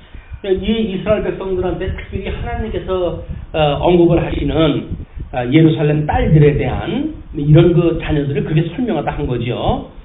근데 이제 1장 5절 보게 되면 게달의 장막이라고 이렇게 이야기를 하는데 그 게달이라고 하는 곳은 검은 천막으로 유명을 하다 하기 때문에 현상적인 상황을 이제 그린 거다. 그래서 애굽에 팔린 요셉이라고 하는 그런 그 측면에서 지금 그 게달의 장막이라고 하는 내용을 이해를 하게 되면 이렇게 보여줍니다. 게달은 검은 또는 유력자라는 뜻이다. 이들은 아브라함의 서자인 이스마엘의 차납의 후예들로서 일반적으로 북아라비아 지방 등을 다니며 유목 생활을 한 것으로 알려졌다. 이들은 또한 베드윈 족속으로 알려지기도 하는데 이들의 장막은 검정색 또는 암갈색의 염소 가죽으로 만들어졌다. 역사적으로 지금 사람들을 이 게달의 민족들을 설명했다 한 방식은 막 역사적인 걸 그냥 끌고 내려올 수가 있죠. 근데 그거를 뭘 보여주려고 하는가라고 하는 거는 이 얘기가 좀 달라지는 거예요. 예레미야애가 4장 8절 보게 되면 이렇게 기록되어 이제는 그들의 얼굴이 숯보다 검고 그들의 가죽이 뼈들에 붙어 막대기같이 말랐으니 어느 거리에서든지 알아볼 사람이 없도다. 그냥 이스라엘 백성들이 포로로 끌려가게 되어진 그런 지경에 그들의 상황을 이야기했을 때요. 그 얼굴이 숯보다도 검다 라고 이야기했다 하고 에스겔서 27장 21절에 보게 되면 아라비아와 게달의 모든 고관은 내 손아래 상인이 되어 어린 양과 수양과 염소들 그것으로 너와 거래하였도다. 그래서 그동안 그 게달의 민족 고국의 역사적 그들의 교제를 이야기를 하고 이사야서 21장 16절에는 주께서 이같이 내게 이를 때 품꾼의 정한 기한같이 1년 내에 게달의 영광이 다 쇠멸하리니 게달 자손 중 활가진 용사의 남은 수가 적으리라 하시니라. 이스라엘의 하나님 여호와의 말씀이니라. 그들이 창성하게도 쓰셔요. 그런 걸로 봤을 때 지금 형제들에게 미움을 받고 아버지하고 함께 있을 적에는 나름대로 비단 옷을 입고 요셉이 그랬잖아요. 그리고 꿈을 꿔가지고 형제들과 아버지가 자기한테 절하는 것도 이제 예를 보여줬고 그런 걸로 인해 가지고 형제들에게 미움을 받아가지고 결국은 애굽의 종으로 팔려갔단 말이야. 그 팔려가게 되어졌는데 그 팔려간 그 요셉은 총리가 됐잖아요. 그러면은 앞서 지금 설명했던 거기서 이 게달의 장막을 이야기했을 때 내가 비록 검으나 아름답다. 근데 내가 게달의 장막 하실지라도 그래서 애굽의 종으로 팔려간 노예 출신이라 할지라도 솔로몬의 휘장과 또 같다. 뭔가 신변의 변화가 만들어진 거예요. 자기 표현을. 그 솔로몬의 휘장에 대한 의미를 총리가 된 요셉을 설명한 걸로 이해를 한 거예요. 그래서 요걸 설명하기 위해서 앞에 그런 거를 언약자손, 그 언약자손을 단순한 언약자손으로 설명하지 아니하고 야곱의 12형제를 통째로 설명을 한 거예요. 그렇게 되면 이제 흔히 성막의 앙장 또는 막으로도 번역되는 말인데 또한 이는 일반 천막을 가리키는 말로도 사용됐다. 또 본구절에서 당시 동방의 왕들이 일반적인 습관처럼 솔로몬의 연중 그것도 한 차례 정도 왕궁 밖에 나갈 때 치는 장막이 있었다고 그러는데 또는 그 덮개들로서의 천을 의미한다고 할 수가 있다. 그러니까 뭔가 솔로몬이 기억을 하고 있는 그런 화려한 모습, 어떤 거죽으로 지금 이 술람미 여인이 게달의 장막처럼 어둡게 되어져 있는 그런 표면, 그런 그 표면의 여인으로 보았지만, 이 여인은 비록 너희들이 겉모습을 보고 이렇게 보지만 나는 아름다운 사람이다. 그런 이야기 아니에요. 그거를 솔로몬은 이제 이런 장막에 이런 게달의 장막을 자기의 그런 장막과 비교하는 내용을 동원하다 해가지고 표현을 했다는 이야기죠. 출애굽기 2장 23절 보시게 되면 여러 해 후에 애굽 왕은 죽었고 이스라엘 자손은 고된 노동으로 말미암아 탄식하며 부르짖으니 그 고된 노동으로 말미암아 부르짖는 소리가 하나님께 상달된지라. 하나님이 그들의 고통 소리를 들으시고 하나님이 아브라함과 이삭과 야곱에게 세운 그 언약을 기억하사 하나님이 이스라엘 자손을 돌보셨고 하나님이 그들을 기억하셨더라. 열조에 그 대한 이야기를 쭉 해요. 그 열조에 대한 이야기는 지금 이스라엘 백성들이 애굽에 이렇게 들어가가지고 처음에는 가뭄을 피해서 내려갔던 사람들이에요. 이 가뭄을 피해서 내려갔던 사람들인데 이게 그 총리가 되었던 동생 요셉으로 인해 가지고 모든 가족 70인이 내려가지 않습니까? 70인이 내려가가지고 결국은 애굽의 종으로까지 살아갈 수밖에 없는 이런 그 지경이 이르렀지만 하나님께서 보시기에는 언약자손이란 말이에요.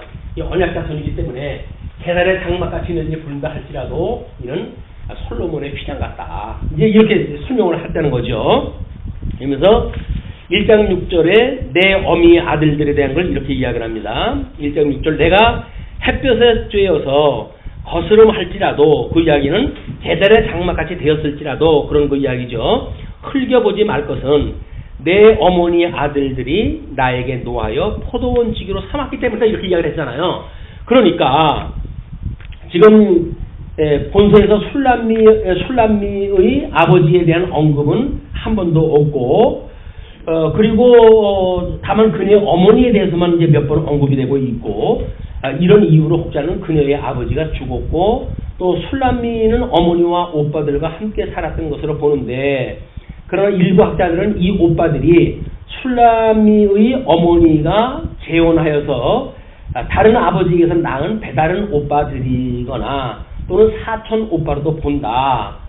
왜냐하면 이 이제 자기 누이 동생을 자기네들은 안 치고 누이 동생에게 양떼를 치는 일을 갖다 맡기고 했으니까 이제 그렇게 해석을 다 하기도 하는 거예요. 그런데 끝에 가게 되면 이 오빠들이 술람미가 자유를 얻고 목동을 만나러 갔을 때 염려를 갖다 해요.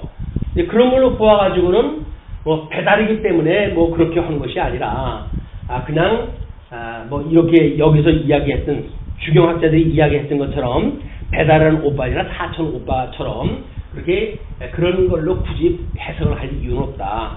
그냥 자기 오라버니라고 그랬으니까 오라버니로 보는 것, 내 어머니 아들들로 보는 것, 이것도 그냥 그 문자적으로 이해를 하는 것도 상관이 없다 이렇게 생각이 듭니다. 그래서 나를 놓아여 포도원직을 삼았다고 이야기를 했으니까 이는 아버지의 유업을 이은 술람미 여자의 오빠들이 그 술람미로 하여금 포도원을 지키는 일꾼으로 일을 시켰음을 암시한다. 고대 근동지방에서 여자들이 가사 외에 들에 나가 일하는 것은 흔한 일이었다. 거기서 뭐 우리 시편에도 그런 이야기가 나오고 그러는데 한번 보죠. 시편 105편 16절 그가 또한 기근을 불러 그 땅에 임하게 하여 그 의뢰하는 양식을 다 끊으셨도다. 한 사람을 앞서 보내셨으며 요셉이 종으로 팔렸도다. 그 발이 착고에 상하여 그 몸이 쇠사슬에 매였으니 곧 여호와의 말씀이 응할 때까지라. 그 말씀이 저를 단련하였도다. 계달의 모습으로 있었던 상태가 형제들에 의해서 애굽 팔아넘겨져 있는 그런 상태로 우리가 그 역사를 해석하다 할 수가 있는 겁니다. 그러면서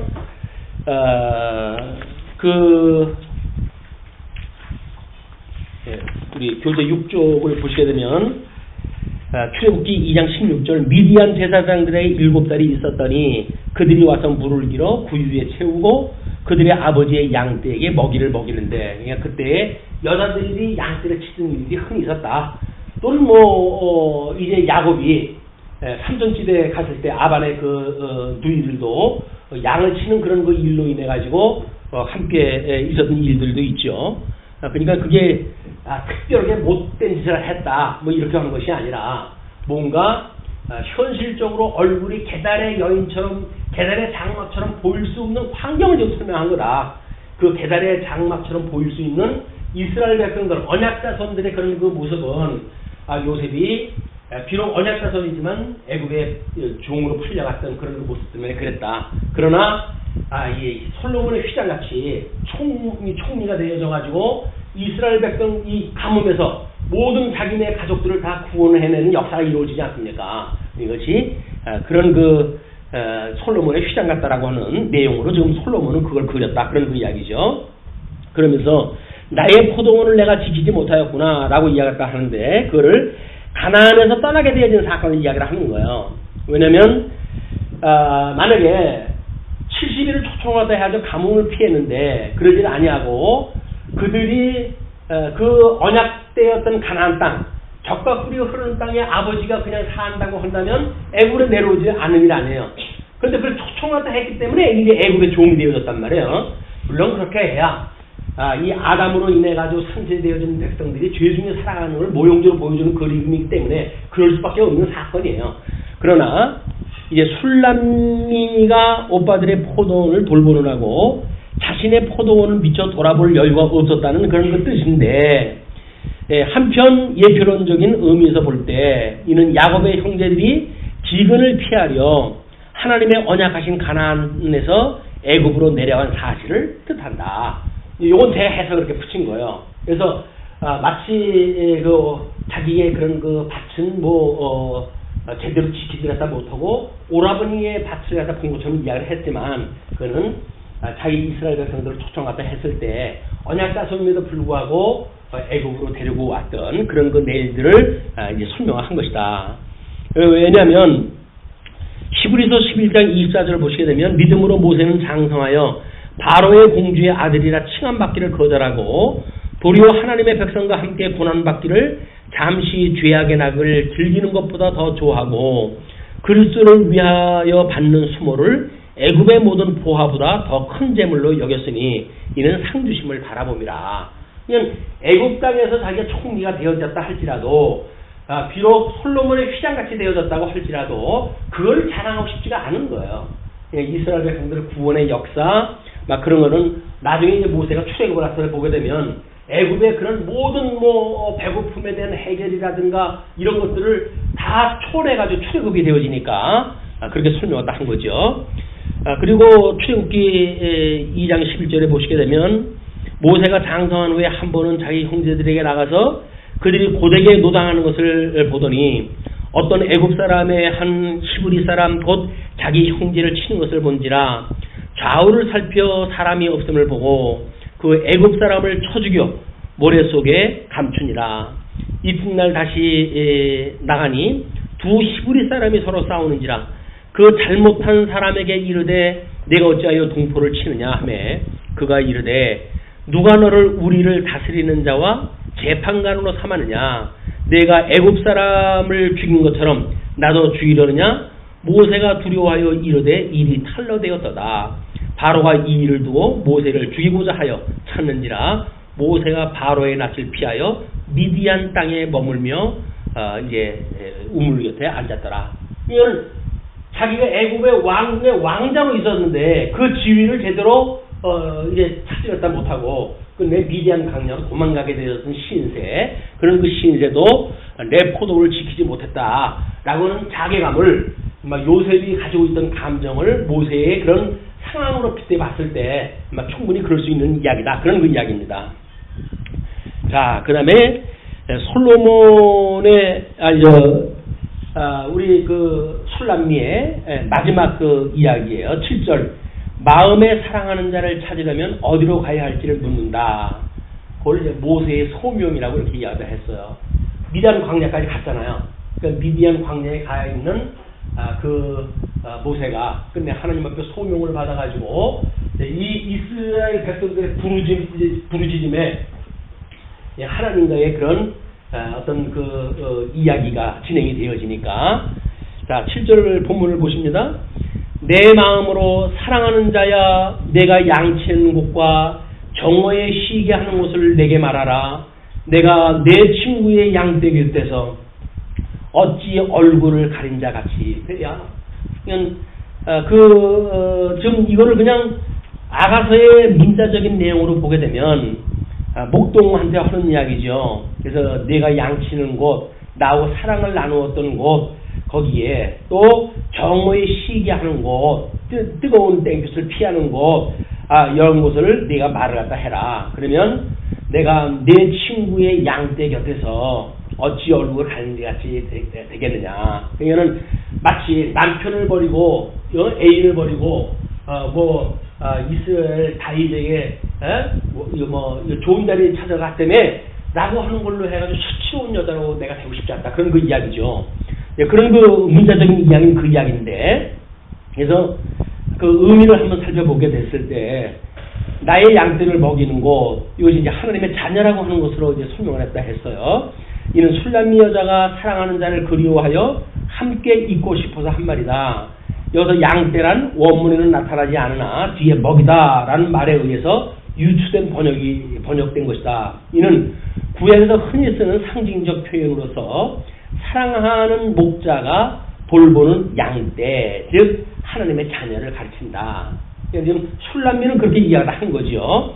그리고 오전에 쉬게 하는 것은 안식처인 가나안이라고 이렇게 이야기를 했어요. 그래서 목자들이 양떼를 칠 때 햇볕이 가장 뜨거운 한낮에 그늘에서 쉬며 양떼들도 쉬게 하는 것을 염두에 두게 말하는 상징적인 표현이다. 이거는 아가서의 본문적인 해석이에요. 여기서 술람미는 마치 선한 목자가 양떼를 돌보듯이 자신도 은택을 입고 싶어하고 나아가 그와 더불어 안식을 누리고 싶어하고 있는 것이다. 한편 예표론적 측면에서는 본구절은 양떼를 위해서 목숨마저 버리시는 선한 목자이신 예수 그리스도를 연상시킨다. 뭐 이렇게 이야기를 했어요. 이제 주석학자들이. 근데 지금 술람미가 하는 이야기는 내가 어디에 있는지 그대로 가고 싶다는 거 아닙니까? 이게 너를 찾으려면 내가 어디로 가야 되느냐 그런 그 이야기인데 결국 언약 백성들이 영원히 거주할 곳 그 이야기는 애굽이 아니란 말이에요. 하나님이 약속하셨던 선민국가 이 가나안 땅에 가서 이제 그들이 살아야 될 것인데 여기서만 안식을 할 수 있는 것인데 여기서 뭐 모세도 그런 이야기를 하지 않습니까? 광야에서 이들을 치실 때에 혹 사람들이 하나님께서 약속한다 이 땅에 들어갈 능력이 없어가지고 우리를 죽인다고 할까 두렵습니다. 그러니 우리를 다 멸하지 말아 주십시오라고 간청을 한단 말이에요. 이 가나안 땅에 이들이 들어가야 되는 약속이 되어져 있는 곳이니까 그런 그 이야기를 가지고 있는데 지금 이 술람미가 했던 사건을 지금 솔로몬이 봤을 적에는 그런 모세의 말을 빌려가지고 그런 내용을 지금 소개한 것이다. 그래서 그 내가 내 동무 양떼 곁에서 어찌 얼굴을 가리는 자 같이 되랴. 수치로운 신세라고 이렇게 설명을 딱 붙였어요. 얼굴을 가리운 자에 대해서는 창녀와 같이 얼굴을 가리우는 자, 부끄러워함으로 얼굴을 가리우는 자, 낯설은 자로서의 얼굴을 가리우는 자, 또는 이리저리 험해 있는 자 등으로 다양하게 해석이 되어지는데 어떤 해석을 치더라도 본 구절 이에 차질이 가져오지 않는다. 즉 술람미가 사랑하는 연인을 찾기 위해 가지고 그의 동무의 양떼 가운데서 헤매다가 찾지 못하고 그 곁에서 수치를 당한다는 의미를 우려한 것이다. 이렇게 이야기를 했어요. 아마 그런 그 내용은 아닌 것 같아요. 그래서 그 곁에서 수치를 당하는 것이 아니라 오히려 이 약속한 땅 가나안 땅에 들어가지 아니하고 여기서 왕궁에서 그냥 애굽의 그런 그 종으로 영원히 살아가게 되어지는 게 수치죠. 그런 거를 염려한 노래이기 때문에 모세의 어떤 그런 그 하나님과의 소명으로 인해 가지고 이스라엘 백성들이 소명을 바라보고 이런 그 노래를 갖다 한 것이 아닌가 이런 생각이 듭니다. 창세기 46장 1절을 보시게 되면 이스라엘의 모든 소유를 이끌고 발행하여 부엘사바에 이르러 그 아비 이삭의 하나님께 희생을 드리니 밤에 하나님이 이상 중에 이스라엘에게 나타나시고 불러 가라사대 야곱아 야곱아 하는지라 야곱이 하로되 내가 여기 있나이다 하매 하나님이 가라사대 나는 하나님이라 내 아비의 하나님이니 애굽으로 내려가기를 두려워 말라 내가 거기서 너로 큰 민족을 이루게 하리라. 내가 너와 함께 애굽으로 내려가겠고 정녕 너를 인도하여 다시 올라올 것이요 요셉이 그 손으로 내 눈을 감기리라 하였더라. 이는 요셉이 먼저 내려가서 이스라엘 백성들을 구원을 했다 하고 뿐만 아니라 때가 되면 여기서 이제 생육 번성하고 때가 되면 이 사람들이 출애굽할 걸 이미 이 하나님이 예언을 다 하셨어요.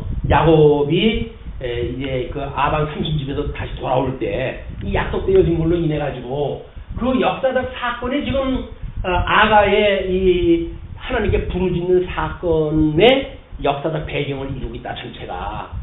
지금 그 약속대로 되려면 출애굽이 돼야 돼요. 그 출애굽이 되어져야 되니까는 하나님께서 그 모세를 왕궁에서 자라게 했던 모세를 그 형제를 쳐 죽이는 실수로 인해 가지고 결국 미디안 광야로 불러들이시고 애굽을 떠나게 하시잖아요.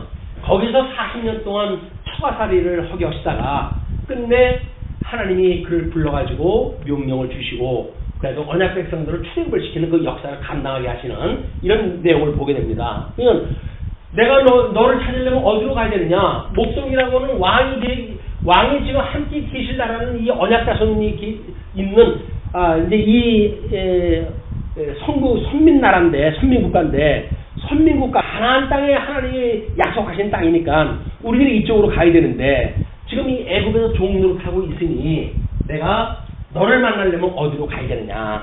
솔로몬은 지금 그걸 그리고 있는 거예요.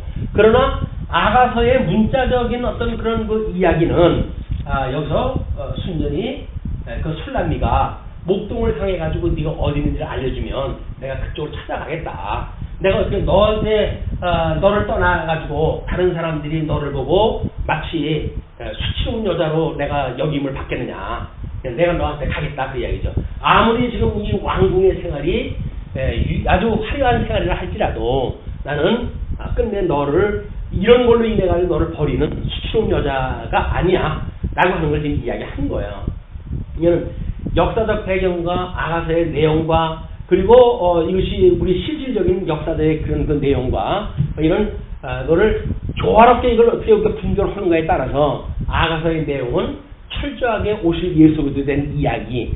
여기서 뭐 과거에 우리 보수주의 이제 성경학자들이 절마다 거기다 예표적으로는 오실 예수님에 대한 이야기다라고 하는 걸로 설명을 했잖아요. 근데 그 이야기가 그렇게 간간히 그냥 구절을 따라가지고 설명하는 걸로 해서는 왠지 그냥 어떤 비약이 보여요. 비약. 이게 비약이 돼요. 그러나 우리는 이런 역사적인 맥락을 따라가지고 설명을 하다 보게 되면 1차적으로 아가서를 통해가지고 문자적 해석이 되어지고 그 다음에 역사, 이스라엘 역사를 통해서 문자적 해석이, 역사적 해석이 이루어지고 그리고 예수님을 통해가지고 신학적인 해석이 떨어지는 거예요. 이 신학적 해석으로 인해가지고 믿음으로 사는 성도들의 이 열매가 하나님의 은혜를 입고 살아가는 성도들이 어떻게 그 사랑을 깨닫고 은혜 가운데 살아가게 되어지는가라고는 실천 신학적인 적용이 떨어지는 겁니다. 이거는 4대 신학을 다 묶어가지고 아가서를 설명하지 않으면 이런 설명이 다 되질 않아요. 그래서 주경신학적인 문제는 아가서 본문에 대한 것으로 그 다음에 이스라엘 역사에 대한 거는 역사 신학이라고 하는 그런 좀 범위를 넓혀가지고 우리 이야기를 할 것이고 적인 이야기는 교회신학적 입장에서 이 이야기를 우리가 이해를 해야 된다. 뭐 혹자는 교회신학을 배척을 하잖아요. 거기 뭐 성경이 없는 이야기를 써놨기 때문에 왜 그 성경이 없는 이야기를 하느냐 이렇게 이야기한다 하는데 그거는 하나만 알고 둘은 모르는 거예요. 이런 수많은 논리들에 대한 이야기를 우리가 어떻게 조직을 해내는가 그게 조직신학의 사명이에요. 내용을 뭐 쭉 줄거리로 해가지고 해봤더니 역사 이해밖에 더 합니까? 그래서 그거를 신학적으로 우리가 알 수 있는 방법은 조직을 해내야 된다. 그걸 교회신학, 조직신학이라고 이야기를 하는 겁니다. 그래서 우리는 주경신학과 역사신학과 그 다음에 교회신학, 이 조직신학을 통해가지고 아가서에 대한 전반적인 걸 우리가 해석이 되어지는 거예요. 그리고 이것이 이론적인 거라고 한다면, 이렇게 배운 공부라고 한다면, 실천신학이라고는 익힌 공부, 이 익힌 공부는 우리의 삶을 통해서 되어지는 거니까, 그런 그 이야기입니다. 이 익힌 공부가 이 열매를 맺는 현장에서 은혜를 깨닫고 나타나는가, 아니면 내 공명심으로 나타나는가, 허영심으로 이게 나타나는가라고 하는 걸 분별하면서 살아가는 것이 이게 적용이에요, 말씀에. 내가 이거 절절히 하나님의 사랑을 지금 깨닫고 있는가, 아니면 그냥 훈련되어져 있는 어떤 종교심을 가지고 이 일을 갖다 해가고 있지는 않는가, 라고는 끊임없이 우리가 여기서 익힌 공부를 통해서 검증이 돼야 된단 말이에요. 자기 검증이 돼야 돼요. 그러니까 자기 내면의 세계를 성찰하지 않냐면은 이런 열매를 거둘 수가 없다. 그래서 지금 술람미가 노래했던 7절까지의 내용인데 술람미가 했던 그런 그 내용을 전반적으로 해가지고 우리는 죄인으로 있는 이스라엘 백성들이 어떻게 그 하나님의 나라를 갈망을 했고 어떻게 자기네들의 처량한 신세를 한탄을 갖다 했고 하나님 앞에 자신들을 회복해 주실 것을 지금 갈망하고 살아가는지 이런 내용들을 우리가 이제 읽어내는 일이야말로 우리 아마 실천신학적인 입장에서 익힌 공부에 필요한 경고라고 보여집니다.